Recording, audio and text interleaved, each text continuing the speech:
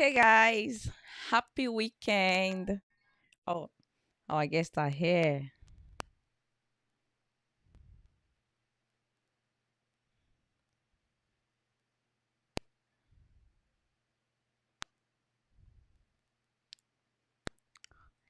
Okay.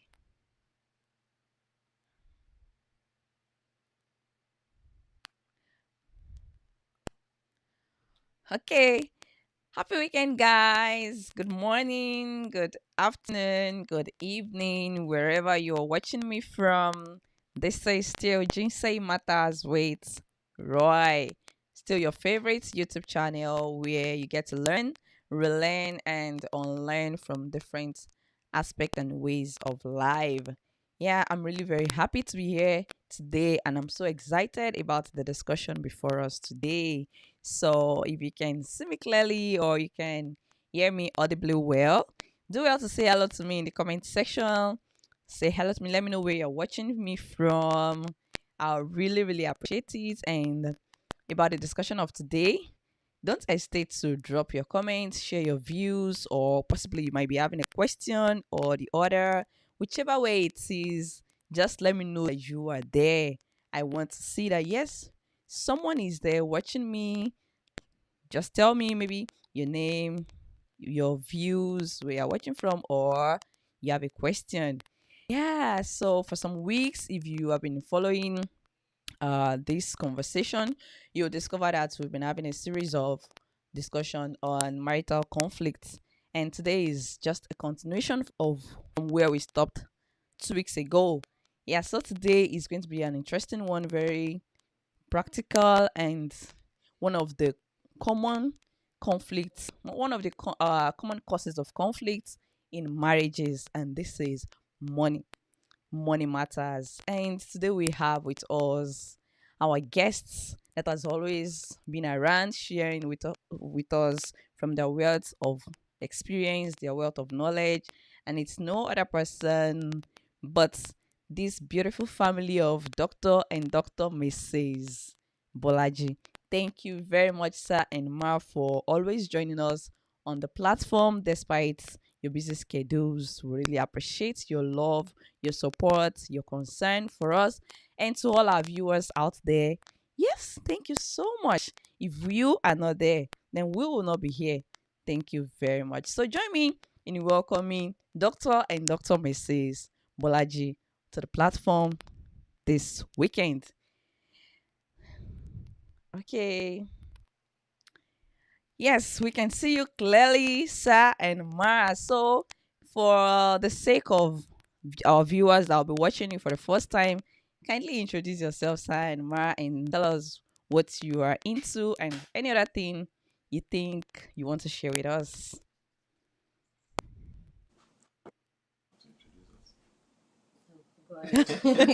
You always do.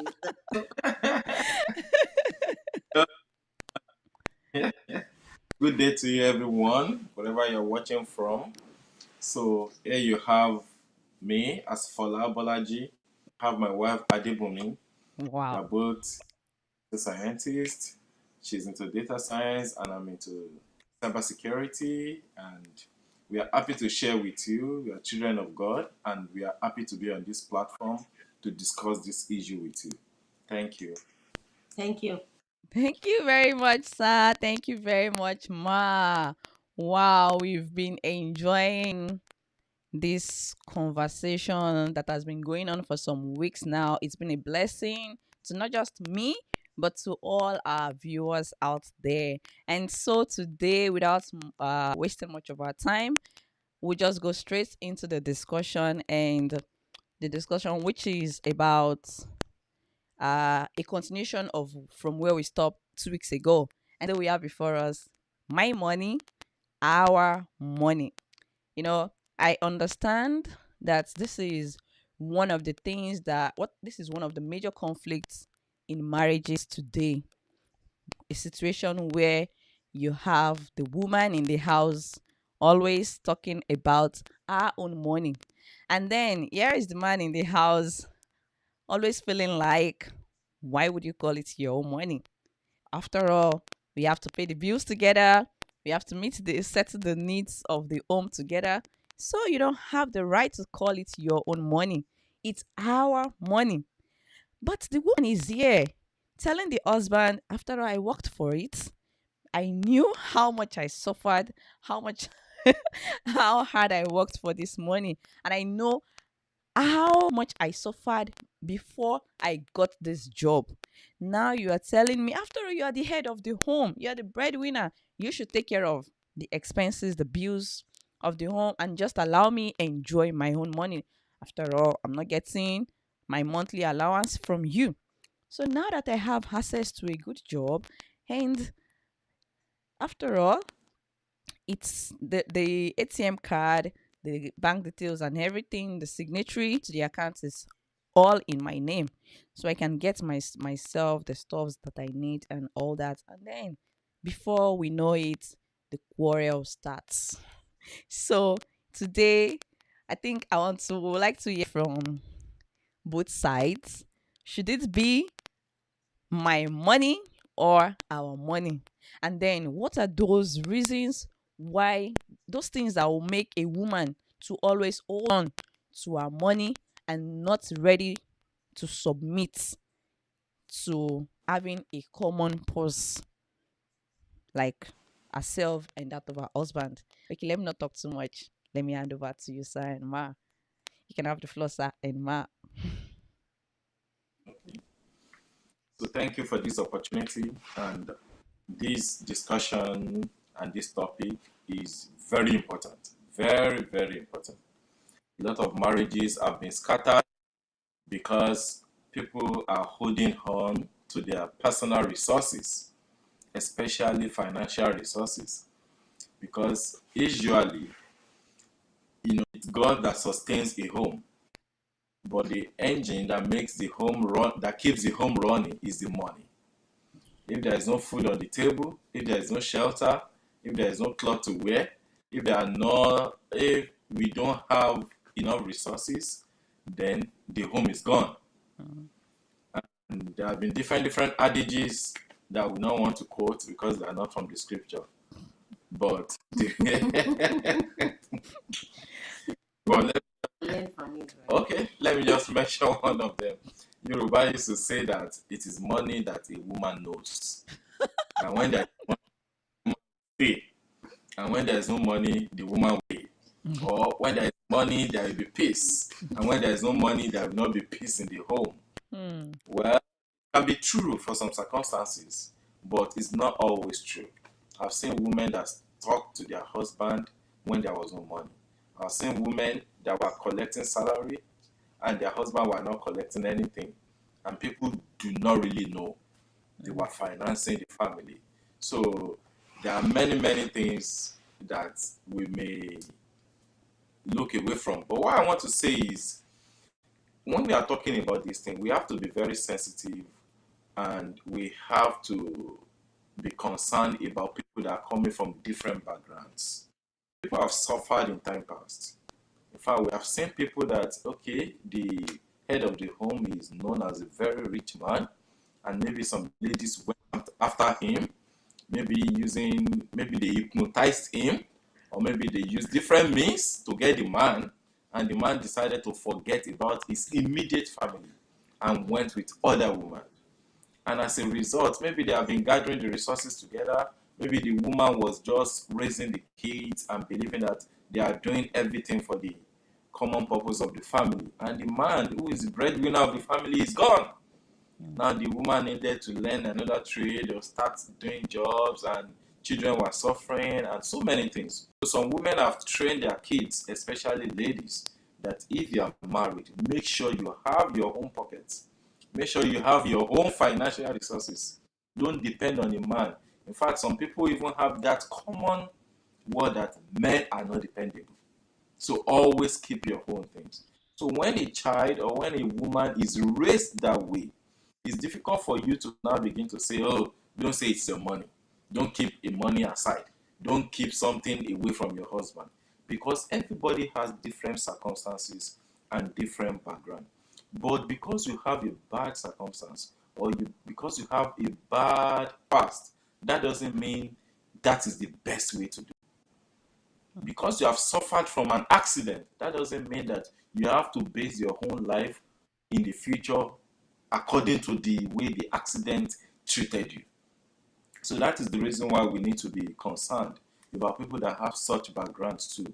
So the fact that your parent had issues managing money, managing resources, that doesn't mean that's the best way to do it. But what I want to bring out is for anybody that wants to get into marriage, always know that marriage is the journey of mind, journey of materials, and journey of forces. If you are not ready, like I used to tell people that are close to me, if they say, "Oh, I'm planning to get married," and especially the ladies, and I will ask her, "Are you matured enough?" Yes. If you are matured enough, are you ready to open up everything to your spouse? Even your income and everything. Everything. If you are able to answer yes confidently, then I believe that you are ready for marriage. And even the same with men. If you are still keeping something back from your wife, if you are like, you must not reveal everything to a woman. If you reveal everything to a woman, hey, then you are not ready for the home. The is of maturity, handling things with maturity, we eventually talk about those. But the main thing is my money, our money, not my money is my money if you are in a marital relationship. Thank you very much, sir. Let's hear from Sister Bumi. Okay. When you were giving the example, I think that now we want to focus on women. And the first thought that came to mind was that men actually started this. Women were loyal people who served their husbands. And if we look at it historically, women were not as empowered as men. So women served their husbands were working, the women were taking care of kids and all of that. Then they need money, and the man does not give them the money they need. And I believe that that's one of the reasons why they said that women know that the only thing women knows is money. That once a woman has money in your hand, there are 1,001 things that they want to buy, and they have to buy. So I think that that degenerated, like the whole example that Profola gave, like people have suffered in time past, and so the idea now is that women should be able to work for themselves and have their own money. Now women wants to have their own house because experience has shown that the man dies and the family of the man comes to say they want to take over the properties. So several things have gone on in the past, but we are talking about kingdom marriage. Mm. We are talking about marriage according to the Bible now. And that's the reason why we just need to submit to what the Bible says. And if we put everything that a woman is going to be afraid of together, we will see Bible verses that will answer every question. Like a woman mates to her husband. Like, don't be anxious for anything. Like, I shouldn't start thinking that what if my husband dies? What will happen to us? Or something like that. Because I know that God has today and tomorrow in his hands. So I'm afraid of nothing. So I think that if we look at it from the kingdom perspective, then it will be easy for us to come back to say, your money is my money. It is yours, mine, and ours. Everything become ours. And a portion that is very difficult for me to understand there is, I think that my body is much more valuable than the money I earn.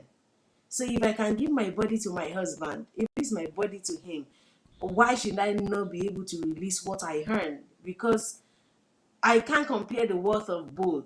So, and I think same goes to the men as well. A man should also be able to release all, and everybody lives together like in unity about money. But of course, we will go into issues that can make that a little bit challenging due to understanding on both parts. But to answer that question simply, it should be our money, not my money.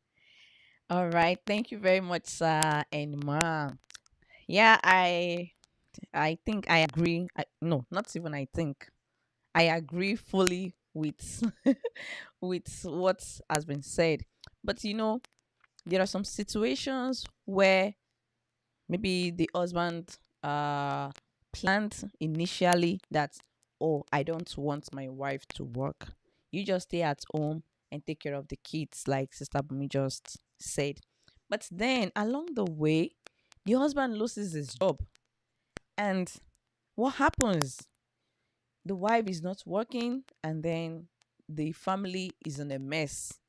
So, in such a situation, we wouldn't advise women not to work. For me personally, I'll tell a woman, please have your own job, have your own work.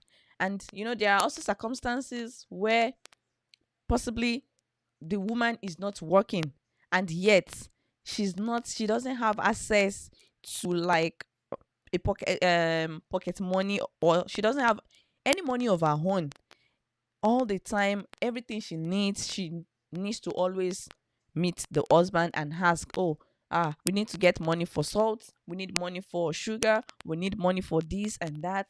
Not even to talk about our own personal belongings, and not even to talk about meeting the needs of our immediate family or supporting our siblings. So in a situation like that, where the woman will want to do things like this, and the man is there, ah, not really in support of that. So in a situation like that, what do you expect the woman to do?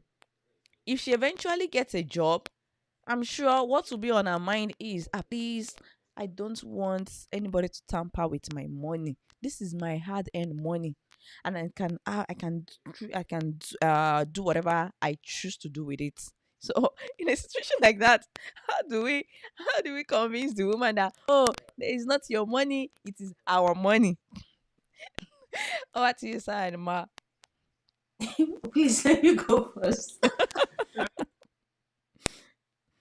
So as we're giving examples, I just begin to remember several terrible examples. Like, people have been really treated badly, and we are not overlooking that. Like, there's a woman of God in Nigeria that I listen to well. She's very popular, but I don't want to mention her name. But anybody that has followed her or has listened to her for a while, from the statement I make, will know who I'm talking about. She always emphasized this statement. She would say, have your own. Now, before she began to say women have your home, she has a home where they keep abused women.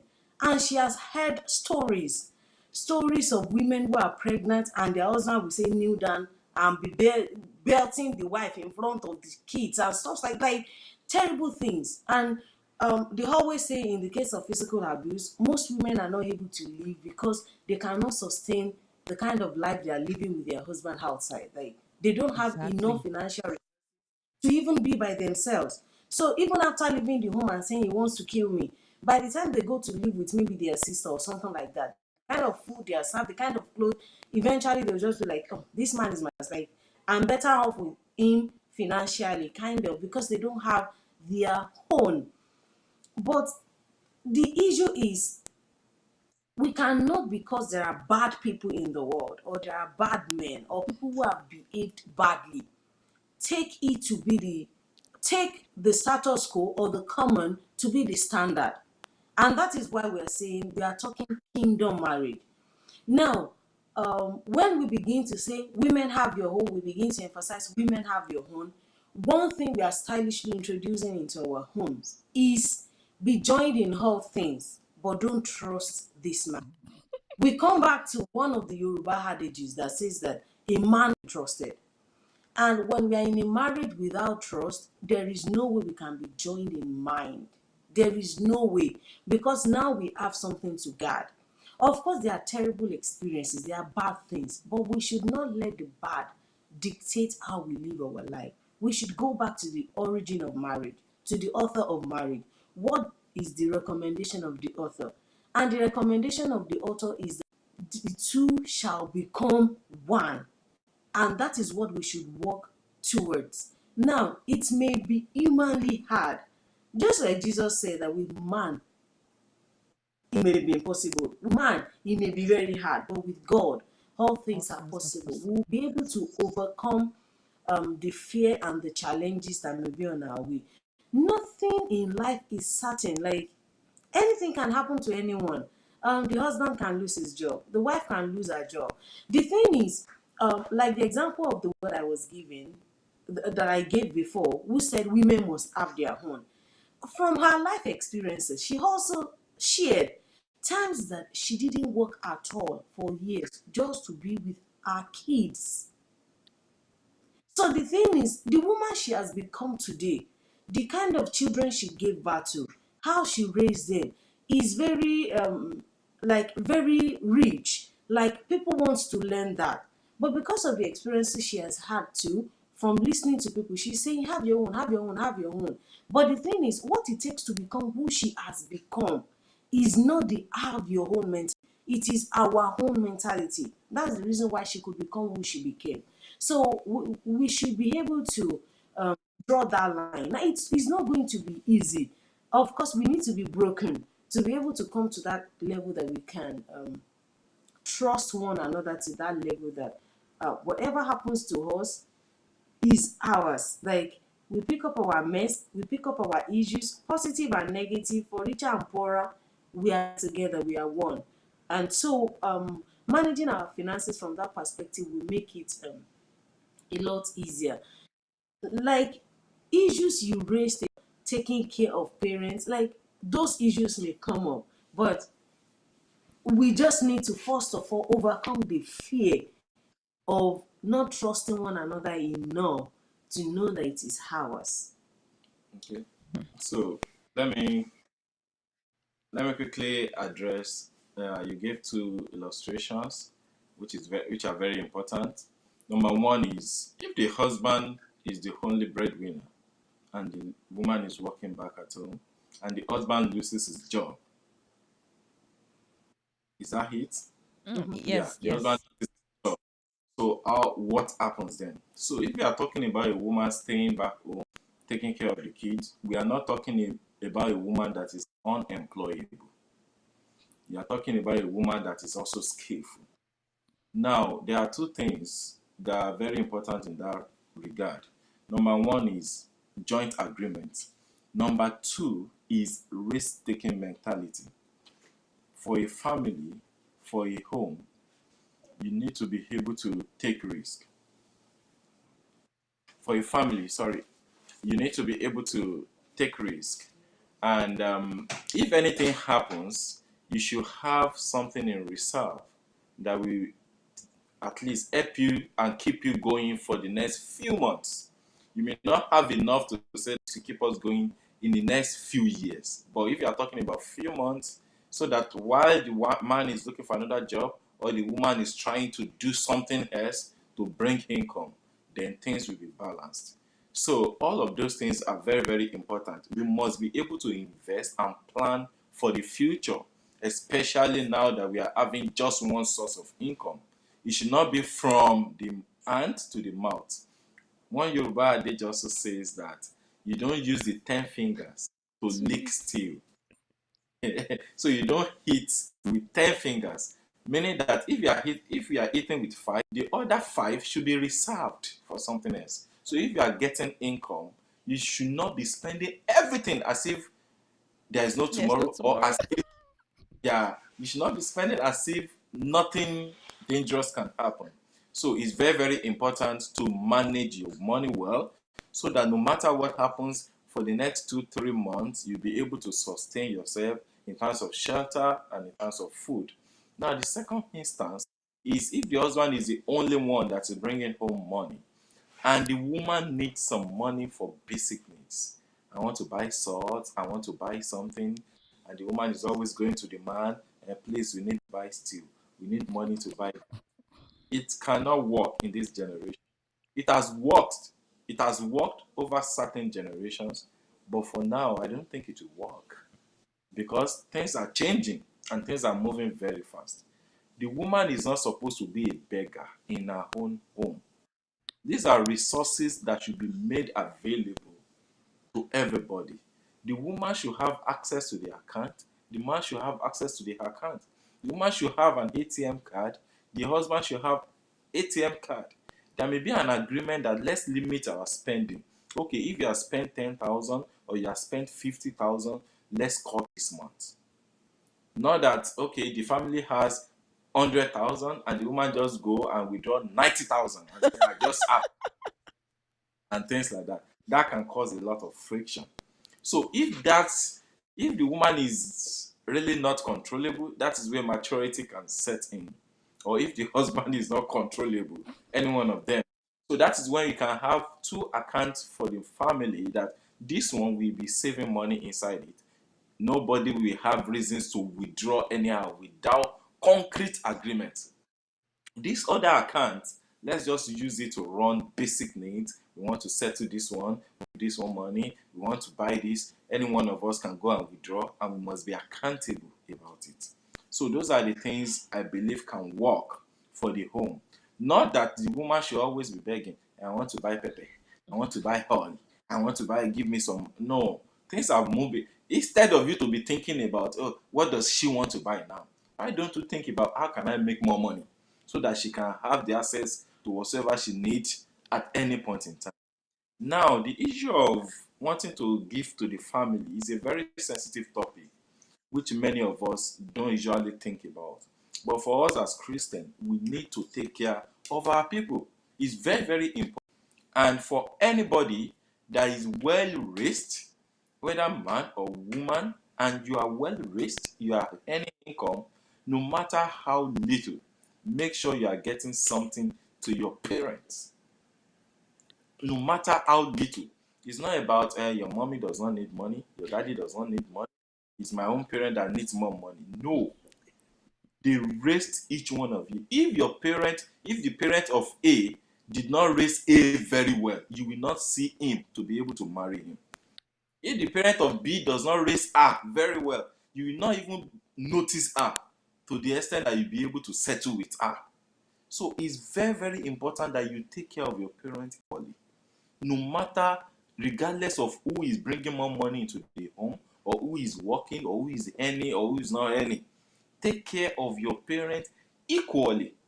Equally is very, very important. And as much as possible, if you don't have means to take care of them, let's say monthly, some of our parents, it's not as if they are begging.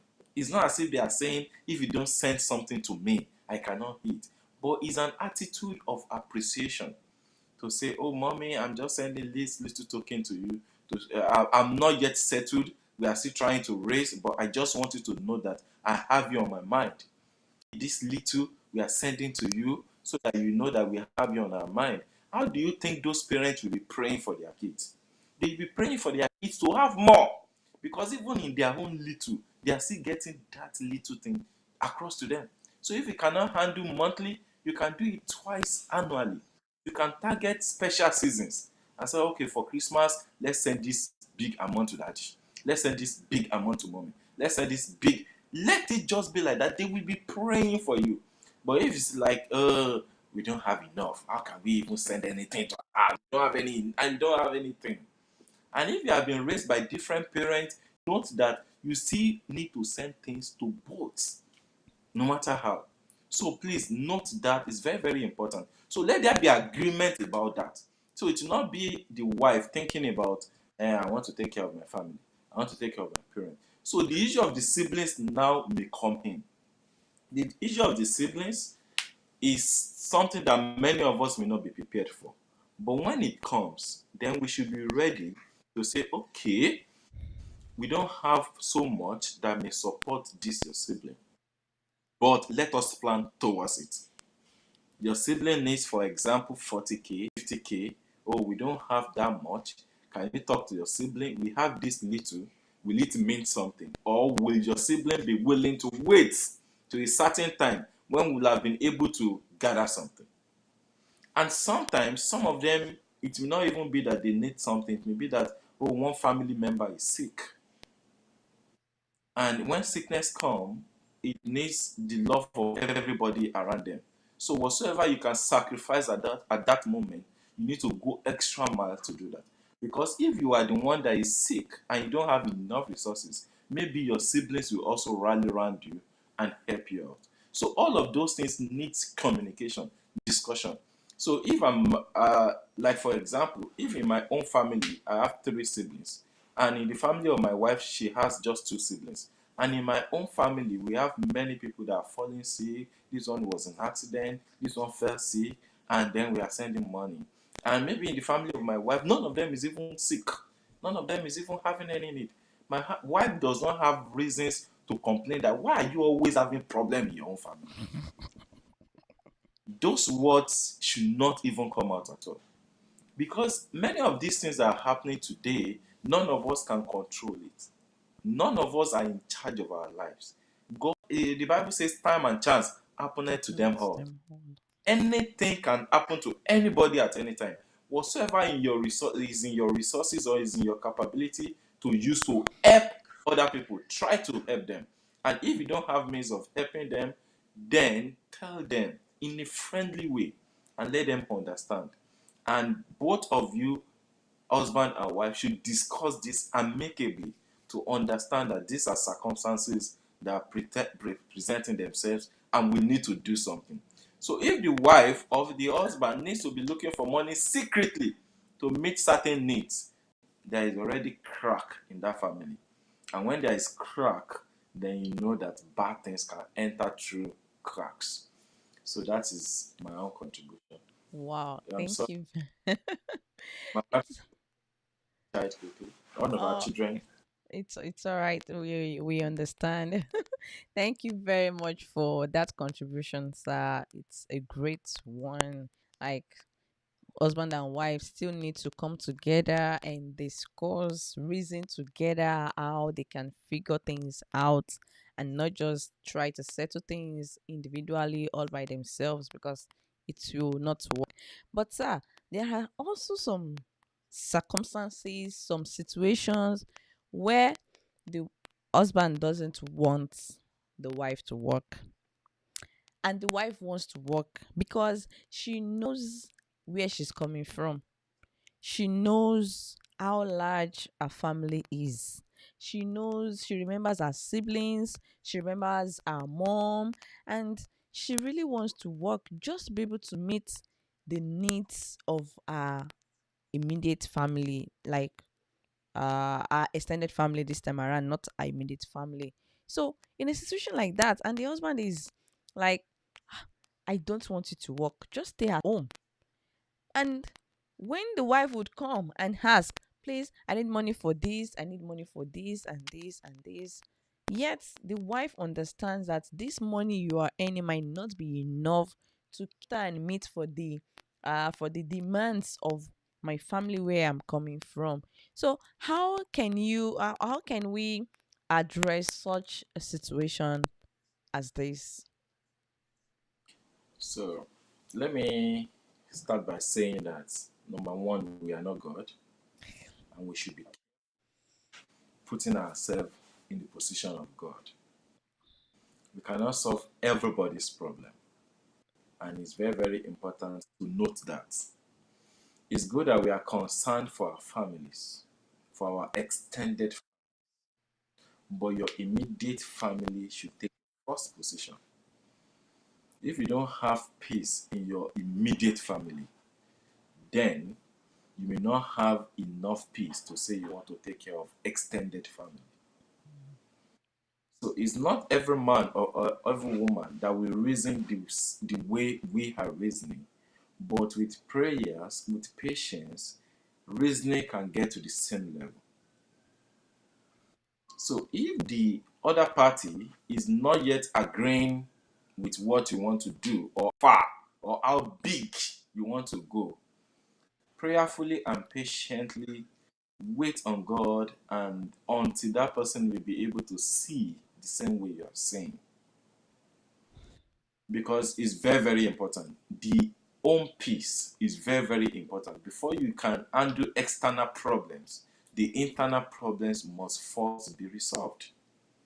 It is good that you have a woman have a heart to take care of her families, and maybe the families are also expecting, but the woman has the right and the role to play and say, my family, I understand what you're expecting, but just wait for us. We are a balanced situation.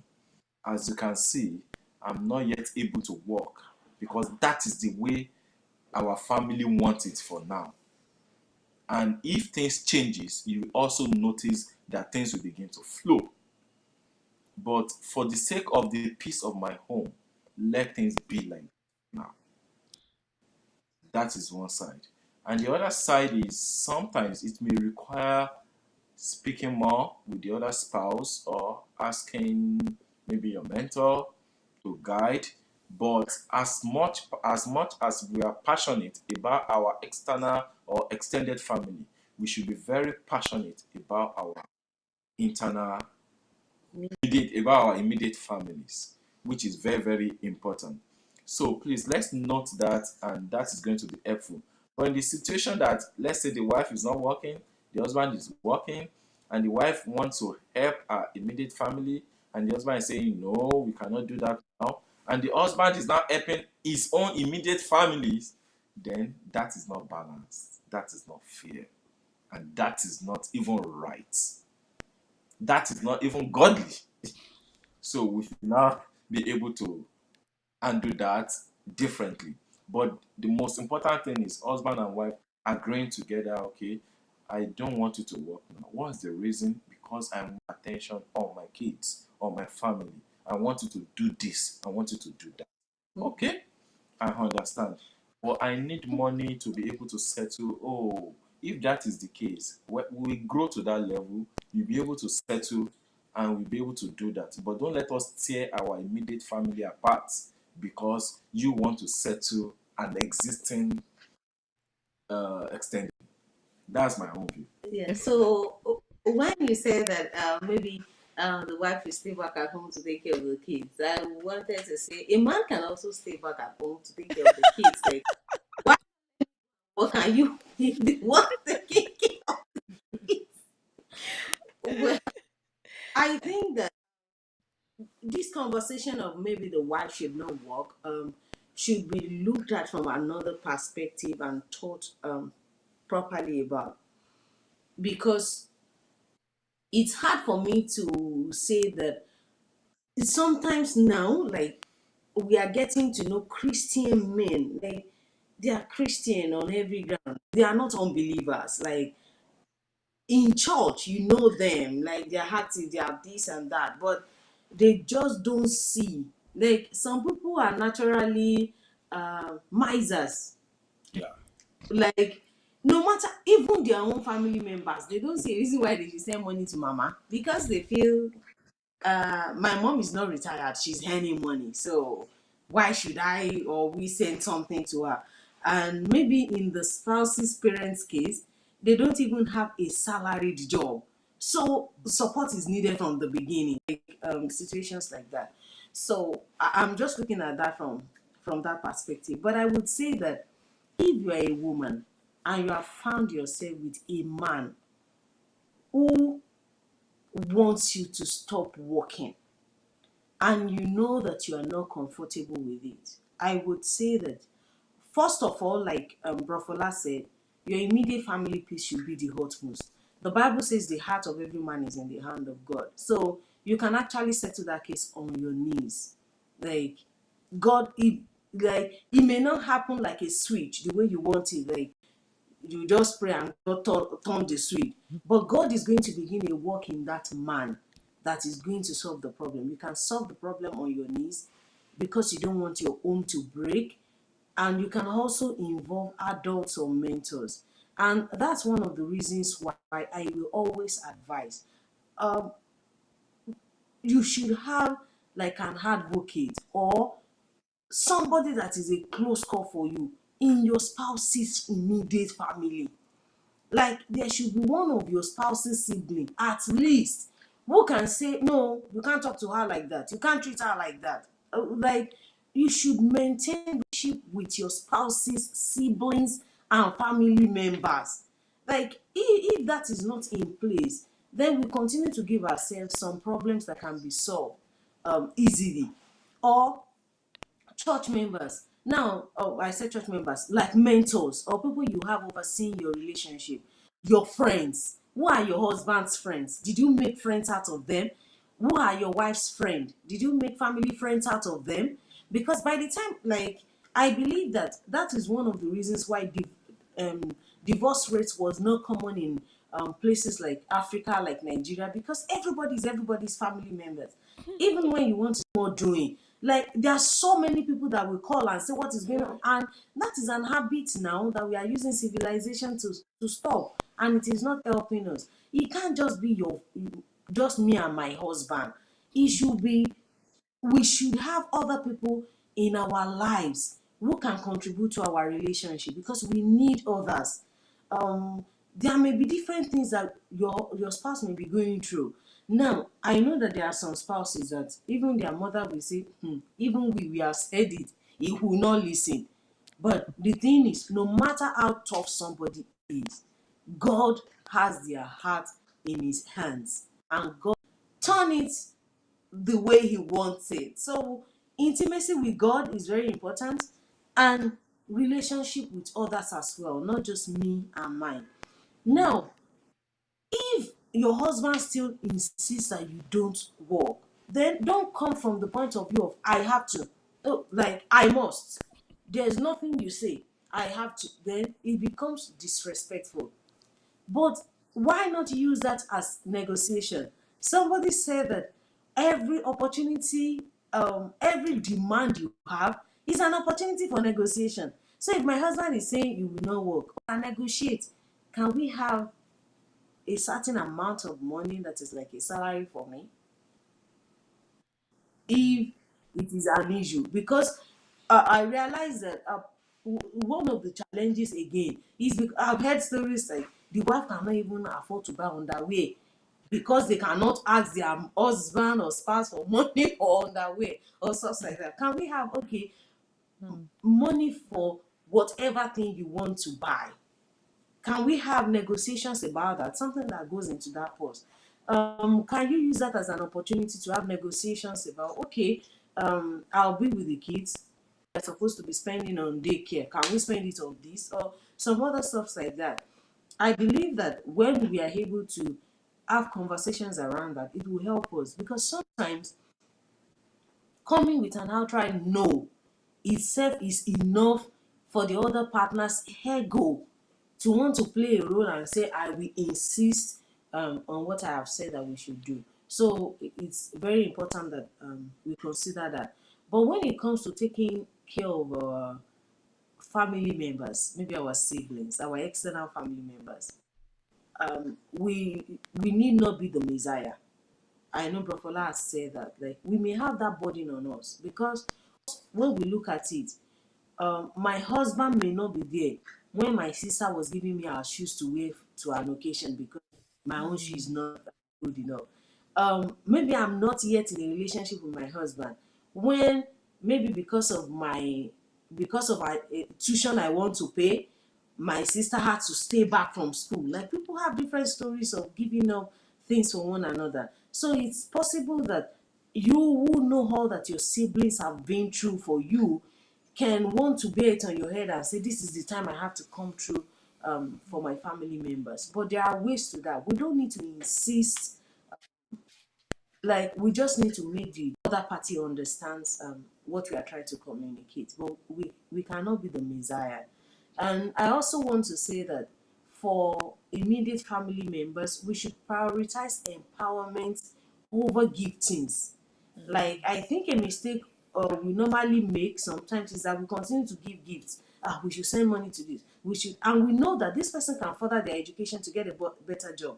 Why not have conversations around that? Like, will you go back to school? We can help you with tuition, because that empowerment will bring that person out of the status of always depending on another family member to have a better. I Mm. don't know whether I communicate that well enough. We should always look for an opportunity for empowerment rather than just continue to dish out money when we have it. Because when everybody is empowered, we will all enjoy it together. Nobody will be dependent on another person. Wow, wow, wow, wow, wow. Thank you very much, sir and Ma, for these wonderful contributions. Yeah, and like Sister Me said the other time, the issue of, okay, let's start giving the wife a pocket money so that she doesn't have to always ask our husband for money. Yeah, but like, well, everybody's not the same, and we all have different views. We see things differently. Like, let me cite this particular example. The husband is the only one working in the home, and the wife is yet to get a job. Like, maybe she needs to take care of the kids. She just had a baby, or she has not even gotten a job. She really wants to work, but she's yet to get a job. So it's the husband only that is working and bringing money for the family. And then, yeah, the woman needs to get, maybe she was thirsty, or she needed to get something, or she just got, let me say for example, she got a bottle of water outside, and then the husband got home and discovered, really, you got the bottle of water? Why? We don't have much money, and then you got a bottle of water. Why would you do this? Blah blah blah blah blah. And then, can't you just get a job of your own and know how difficult it is to get money? Ah, and then the wife is like, "Oh, really? I got a bottle of water to drink. I was very thirsty, and I got this for myself." And at other times, the wife needed something, some stuffs for herself, and then she gets it for herself, and then the husband is always complaining about it. Why do you have to do this? Okay, you got this, then you have to return it back to where you got it from. All these situations can really make the wife feel like, why? And then eventually, if the wife gets her own job, finally she got her job, and I think, fleshly speaking, the woman will be tempted to say, "Oh, finally, I have access to my own money, and I can spend it the way I choose to, without anybody complaining or asking me, how are you spending your money?" In a situation like this, how do we address the wife? How do we address the husband? So let me start, and I would like to say that the issue of maturity is very, very important in marriage. When a man is scolding the wife for what the wife has bought, scolding, not asking question, reasoning that, why do you need to spend money on that when you know that we don't have more? Oh, I was so thirsty and that was the option. Well, that's okay. But you went to buy that? What kind of nonsense is that? When you don't, no, that is not mature. That is not coming from the, that is coming from the place of attack. That is not coming from the place of reasoning to build a home. There are many men that are still babyish in nature. Many husbands. And to be sincere with you, the same applies to ladies too. There are still many babyish mama that when they have to be wondering, are you a wife? How come? That kind of thing. So, but what I want to say is that every one of us have our own level of growth, and we need to want it consistently. We need to attend marriage seminars. We need to listen to messages on marriage together. Husband and wife should agree. Okay, if we agree with this men of God, or we agree with these kind of leaders that share this kind of discussion once in a month or once in 2 months, they need to set out time. The problem we are having in marriages now, even as Christians, is that we are not nourishing our marriages. We are not feeding our marriages. There are things that the husband needs to learn. There are things that wife needs to learn. If you hear it from respected people, then it will stay more. Husbands that are scolding their wives on things that they buy, or a wife that is trying to get money to prove to her husband, shows that something is lacking in the marriage. Shows that there is already a problem. Because if a man can be scolding the wife for buying bottled water, for example, or for buying coke, bottled coke, or for buying something expensive, what of if somebody give it to the wife as a gift? Will the wife not begin to respect such man more than the husband? So That's if you true. don't know the value of your wife, and somebody outside is telling your wife that you want more than that, yeah, take this. You are opening the door for the wife to begin to respect somebody more than you. But the reality is, we need to be able to communicate and learn and grow so that we will not be messing up by attacking one another. Why will you do that? Why will you not do that? Why will you not? All those kind of things.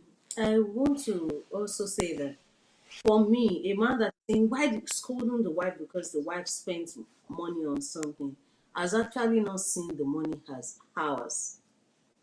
The man is still talking from the, so even when the man is the one financing the home, he still believes that it is his money, and that's the reason why he can be. Now, there can be situations where, like they always say, opposites attract, where their perspectives about money spending might be different. So, for example, um, somebody can be a saver who thinks that by not taking bottled water and drinking water from the tap, we are saving some money. While the spouse can be like, how much are we saving in a month? Like all of this thing is poverty. Like we are just Poverty thinking poor. mentality. Like it's Yeah. a poverty mentality. Now, when it is about those differences, then there's just need for communication. But like Brofola said, I think in that situation, there is an underlying problem. It is not because uh, the man scolding the wife is is out of anger. Like there is an underlying issue. It's either that the man is probably, I just want to paint a scenario of somebody that is working so hard and their boss is just giving them poor evaluation every time, or at their place of job, they are being relegated to like a non-entity. And if not because he's the only one bringing money home, he would have quit that job.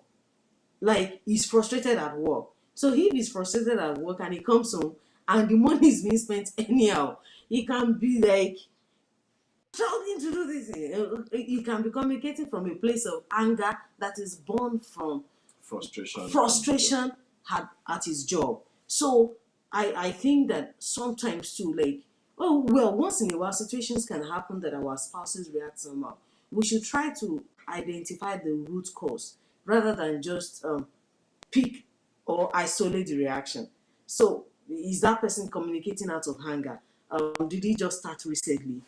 Those are things that we can also look at and be like, probably something is wrong. Like, you can have a sit and say, Alawi, I noticed that recently you are just going into heart bursts over little things. What is the actual problem? What is the root cause? So, if it is that the man is uncultured and just talks disrespectfully to his wife, then that is another root cause that needs to be addressed. And I think mentors, prayers, counseling will be able to help with that.